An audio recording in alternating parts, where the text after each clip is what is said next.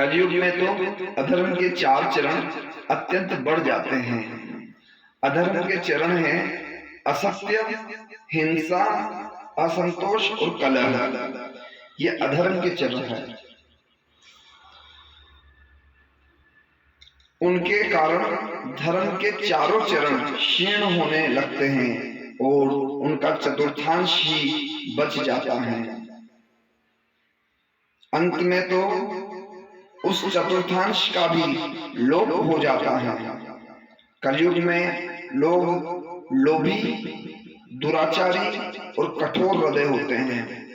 वे झूठ मूठ एक दूसरे से वैर मोल ले लेते हैं एवं लालसा तृष्णा की तरंगों में बहते रहते हैं। उस समय के अभागे लोगों में शूद्र, केवट आदि की ही प्रधानता रह जाती है। सभी प्राणियों में 3 गुण होते हैं, सत्व, रज और तम। काल की प्रेरणा से समय समय पर शरीर, प्राण और मन में उनका हास और विकास भी हुआ करता है। जिस समय मन, बुद्धि और इंद्रियां सत्वगुण में स्थित होकर अपना अपना काम करने लगती है, उस समय सत्ययुग समझना चाहिए। सत्वगुण की प्रधानता के समय मनुष्य ज्ञान और तपस्या से अधिक प्रेम करने लगता है। जिस समय मनुष्यों की प्रवृत्ति और रुचि धर्म, अर्थ और लौकिक परलौकिक सुख भोगों की ओर होती है तथा शरीर, मन और इंद्रियां रजोगुण में स्थित होकर काम करने लगती है, बुद्धिमान परीक्षित समझना चाहिए कि उस समय त्रेता युग अपना काम कर रहा है। जिस समय लोग असंतोष, अभिमान, दंभ, मत्सर आदि दोषों का बोलबाला हो, उस समय बड़े उत्साह तथा रुचि के साथ सकाम कर्मों में लगना चाहे, उस समय द्वापर युग समझना चाहिए। अवश्य ही रजोगुण और तमोगुण की मिश्रित प्रधानता का नाम ही द्वापर युग है। जिस समय झूठ, कपट, तंद्रा, निद्रा, हिंसा, विषाद, शोक, मोह, भय और दीनता की प्रधानता हो, उसे तमोगुण प्रधान कलयुग समझना चाहिए। जब कलयुग का राज्य होता है तब लोगों की दृष्टि शुद्र हो जाती है। अधिकांश लोग होते तो हैं अत्यंत निर्धन, परंतु खाते हैं बहुत अधिक। उनका भाग्य तो होता है बहुत ही मंद और चित्त में कामनाएं होती है बहुत बड़ी। स्त्रियों में दुष्टता और उल्टापन की वृद्धि हो जाती है। सारे देश में, गांव-गांव में लुटेरों की प्रधानता एवं प्रचुरता हो जाती है। पाखंडी लोग अपने नए नए मत चलाकर मनमाने ढंग से वेदों का तात्पर्य निकालने लगते हैं और इस प्रकार उन्हें कलंकित करते हैं। राजा कहलाने वाले लोग प्रजा की सारी कमाई हड़प कर उन्हें चूसने लगते हैं। ब्राह्मण नामधारी जीव पेट भरने और जननेंद्रिय को तृप्त करने में ही लगे रहते हैं। ब्रह्मचारी लोग ब्रह्मचर्य व्रत से रहित और अपवित्र रहने लगते हैं। गृहस्थ दूसरों को भिक्षा देने के बदले स्वयं भीख मांगने लगते हैं।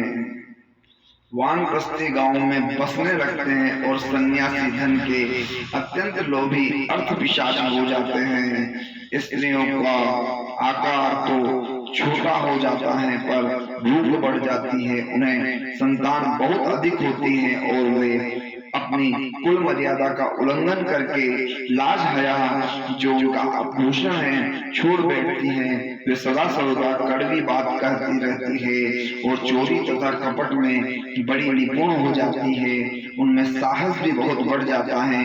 व्यापारियों के हृदय अत्यंत शुद्र हो जाते हैं। वे कोड़ी कोड़ी से लिपटे रहते और छदाम के लिए धोखाधड़ी करने लगते हैं। और तो क्या, आपत्ति काल न होने पर तथा धनी होने पर भी वे निम्न श्रेणी के व्यापारों को जिनकी सत्पुरुष निंदा करते हैं ठीक समझने और अपनाने लगते हैं। स्वामी चाहे सर्वश्रेष्ठ ही क्यों न हो, जब केवल लोग देखते हैं कि इसके पास धन दौलत नहीं रही तो उसे छोड़कर भाग जाते हैं। सेवक चाहे कितना ही पुराना क्यों न हो, परंतु जब वह किसी विपत्ति में पड़ जाता है तब स्वामी उसे छोड़ देते हैं।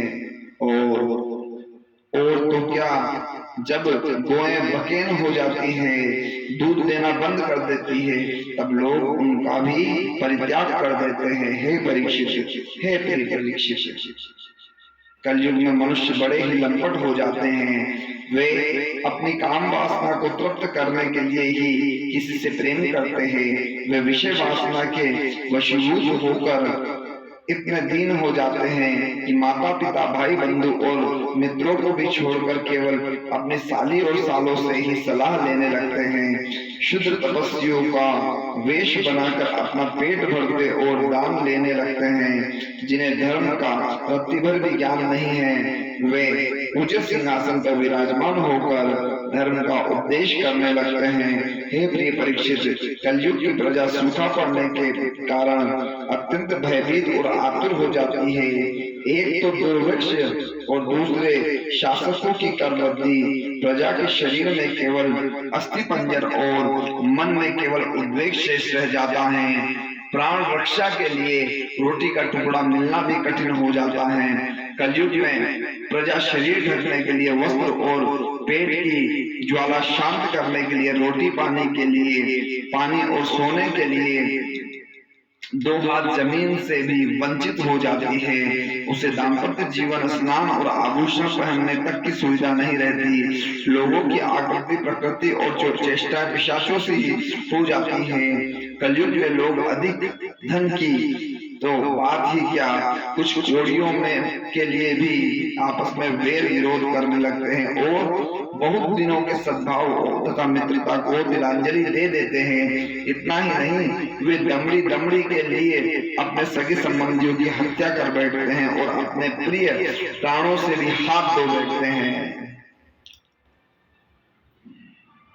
हे परीक्षित, कलयुग के शुद्ध प्राणी केवल काम वासना की पूर्ति और पेट भरने की धुन में ही लगे रहते हैं।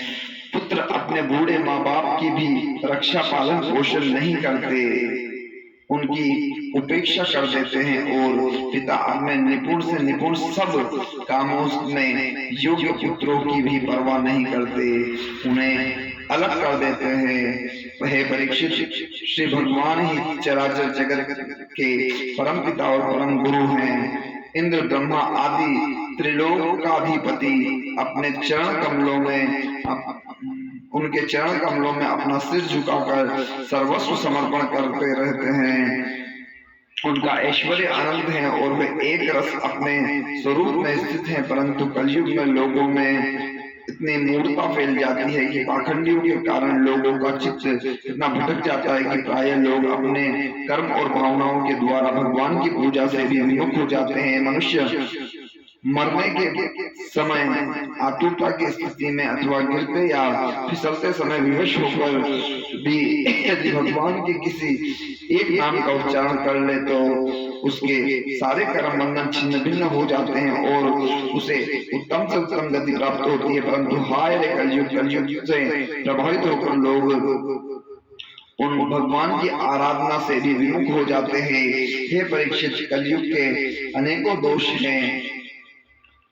कुल वस्तुएं दूषित हो जाती है, स्थानों में भी दोष की प्रधानता हो जाती है। सब दोषों का मूल स्रोत तो अंतःकरण ही है, परंतु जब पुरुषोत्तम भगवान हृदय में आविराजते हैं तब उनके सन्निधि मात्र से ही सबके सब दोष नष्ट हो जाते हैं। भगवान के रूप, गुण, लीला, धाम और नाम के श्रवण संकीर्तन, ध्यान, पूजन और आदर से वे मनुष्य के हृदय में आकर विराजमान हो जाते हैं और एक दो जन्म के पापों की तो बात ही क्या, हजारों जन्मों के पापों के ढेर भी क्षणार्थ में भस्म कर देते हैं। जैसे सोने के साथ संयुक्त होने पर अग्नि उनके धातु संबंधी मलिनता आदि दोषों को नष्ट कर देती है, वैसे ही साधकों के हृदय में स्थित होकर भगवान विष्णु उनके अशुभ संस्कारों को सदा के लिए मिटा देते हैं। हे परीक्षित, विद्या, तपस्या, प्राणायाम समस्त प्राणियों के प्रति मित्र भाव तीर्थ स्नान, व्रत, दान और जप आदि किसी भी साधन से मनुष्य के अंतःकरण की वैसी वास्तविक शुद्धि नहीं होती जैसी शुद्धि भगवान पुरुषोत्तम के हृदय में विराजमान हो जाने पर होती है। हे परीक्षित, अब तुम्हारी मृत्यु का समय निकट आ गया है। अब सावधान हो जाओ, पूरी शक्ति से और अंतःकरण की सारी वृत्तियों से भगवान श्री कृष्ण को अपने हृदय सिंहासन पर बैठा लो। ऐसा करने से अवश्य तुम्हें परम गति प्राप्त होगी। जो लोग मृत्यु के निकट पहुंच रहे हैं उन्हें सब प्रकार से परम ऐश्वर्यशाली भगवान का ही ध्यान करना चाहिए। प्यारे परीक्षित, सबके परम आश्रय और सर्वात्मा भगवान